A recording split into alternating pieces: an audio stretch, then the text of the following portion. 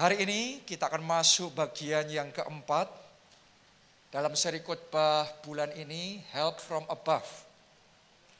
Pertolongan dari atas. Dan kali ini saya akan membagikan firman Tuhan yang judulnya adalah Heavenly Alliance atau aliansi surga. Tahukah saudara bahwa kalau kita ingin mengalami pertolongan dari atas, kita perlu untuk beraliansi sama surga.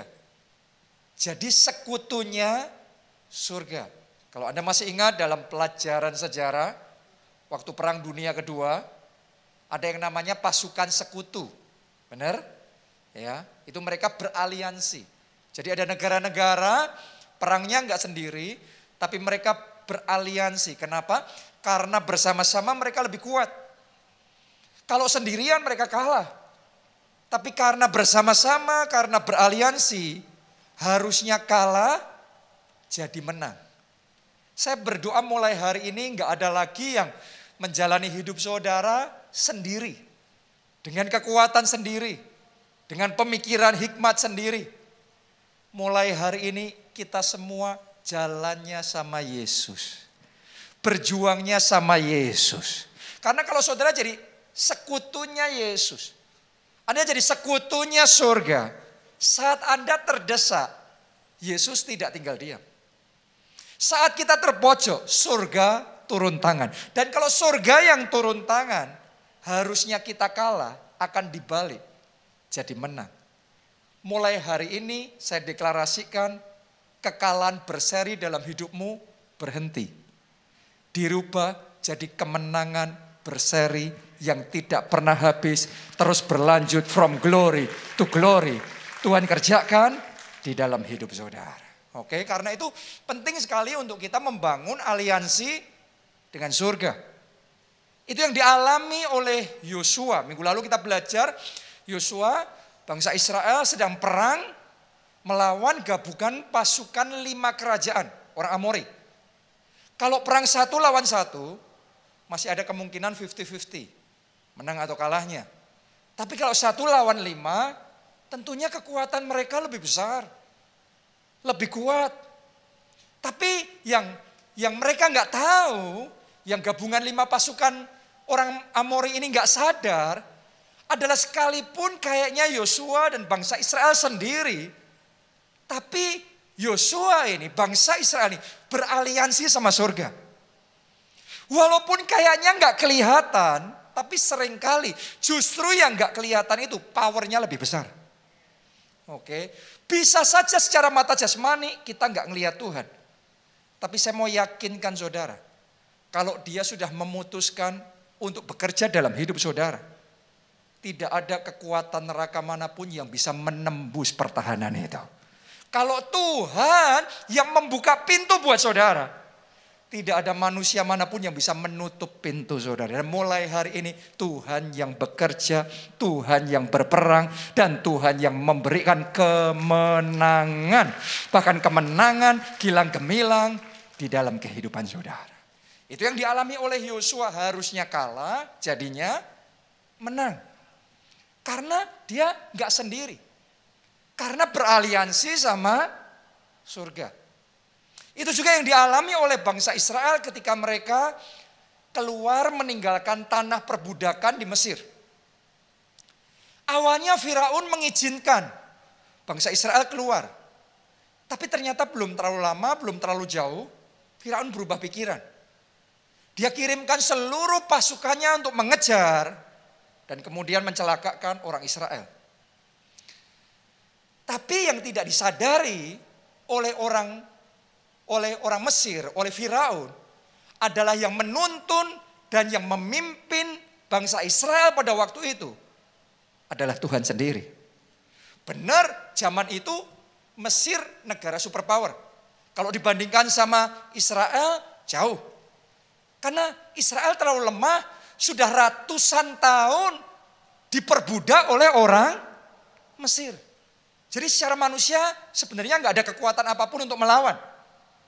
Mesir pada zaman itu punya militer terkuat di dunia. Secara manusia perhitungan apapun akan ngomong gak ada harapan untuk orang Israel. Berapa banyak dari saudara yang saat ini ada dalam situasi yang dihitung secara manusia, kayaknya, bukan cuma kayaknya, sudah pasti hutang itu nggak bisa selesai. Hutang itu nggak bisa terbayar. Dihitung dengan cara gimana pun kayaknya kebangkrutan pasti terjadi. Kayaknya pernikahan Anda sudah tidak tertolong. Keluarga saudara sudah nggak ada harapan lagi. Atau kesehatan saudara secara dunia medis nggak ada harapan. Saat saudara dalam situasi yang seperti itu jangan pernah lupa.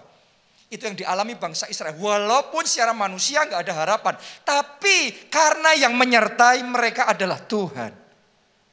Kemenangan tetap terjadi. Saat Anda menghadapi tantangan yang sangat besar, yang sangat sukar dalam hidup saudara. Jangan pernah lupa yang menyertai engkau lebih besar. Yang menyertai engkau lebih kuat. Dan kalau dia bertindak dalam hidup saudara, kemenangan pasti terjadi. Jadi sekarang saya deklarasikan kesembuhan terjadi. Mujizat terjadi. Jawaban doa diberikan dalam hidup saudara. Amin. Beraliansilah sama surga.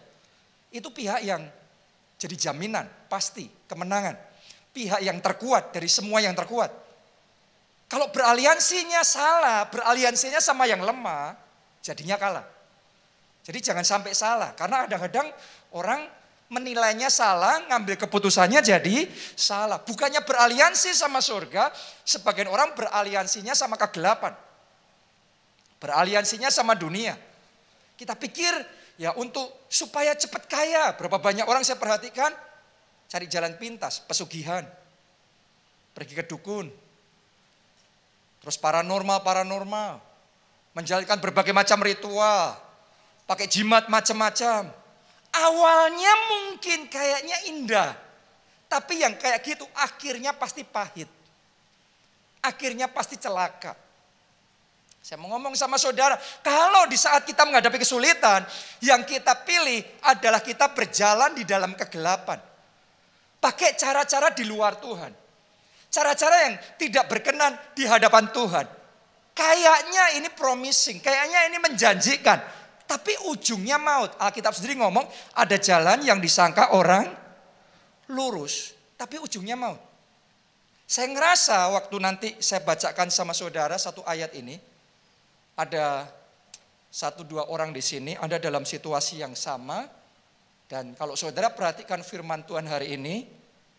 Yang seharusnya saudara celaka, tapi karena firman Tuhan bicara, Anda akan terluput. Anda akan diselamatkan oleh Tuhan. Amin. Saya berdoa keputusan yang Anda ambil nggak salah.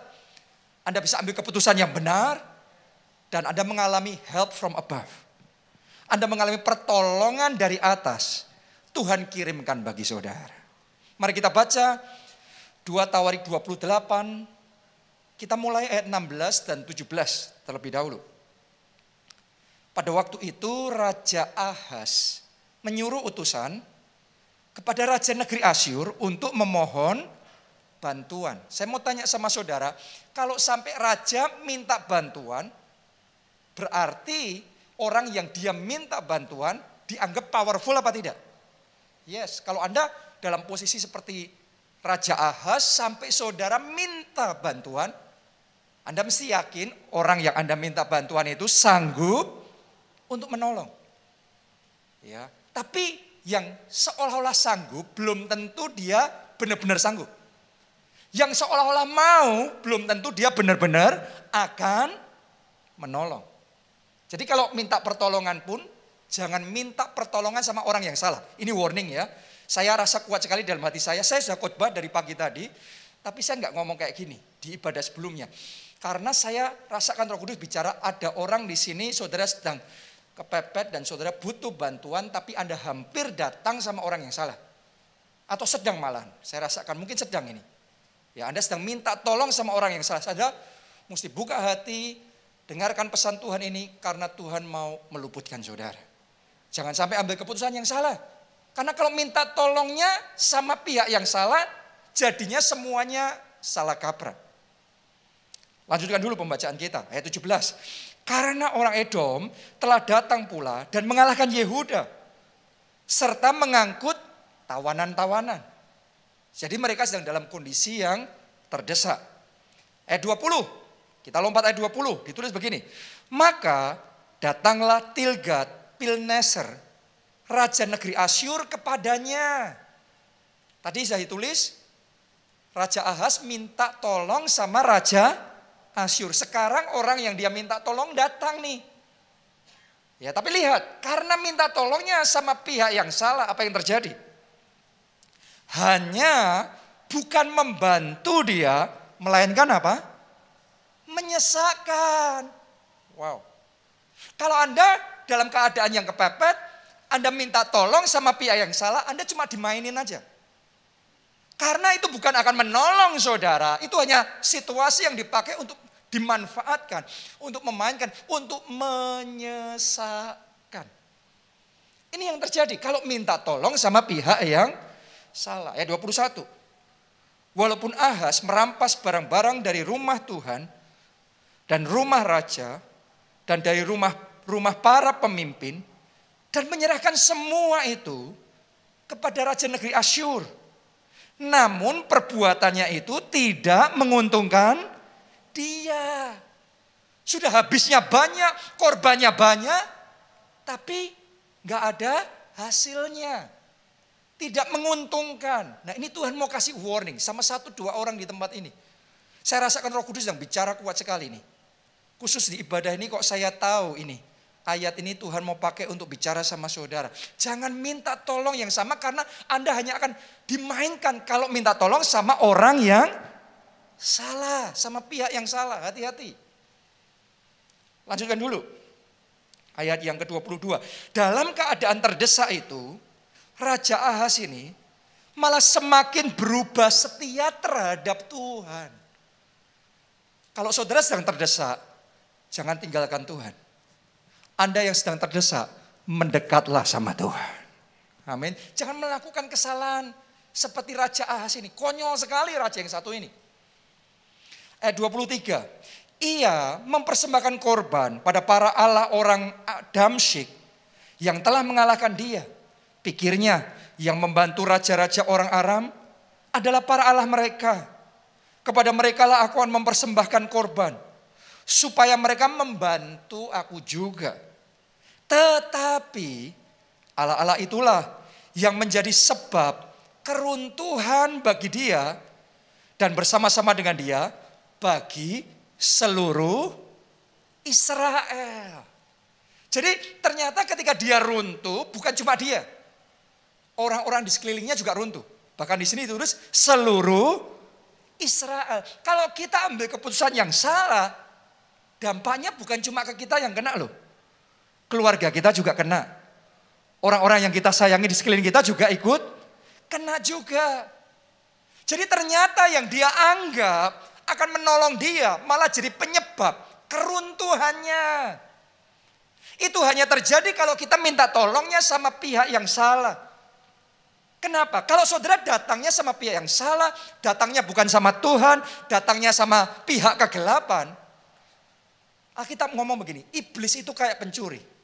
Kalau datang hanya untuk mencuri, membunuh, dan membinasakan. Seperti Raja Asyur, kayaknya iming-imingnya luar biasa. Tapi ketika datang, bukan membantu, malah menyesakkan. Jadi hari ini buka hati saudara lebar-lebar. Kalau Anda sedang terdesak, datangnya sama Yesus Kristus. Alkitab berkata, Yesus kalau datang, dia datang untuk memberi kita hidup dan hidup yang berkelimpahan. Anda yang sedang terpuruk, Anda yang sedang terpojok, terdesak, datang sama Yesus. Buka hati, minta dia yang bekerja dalam hidup saudara. Maka pemulihan akan terjadi, keterpurukan saudara akan diubah jadi kebangkitan.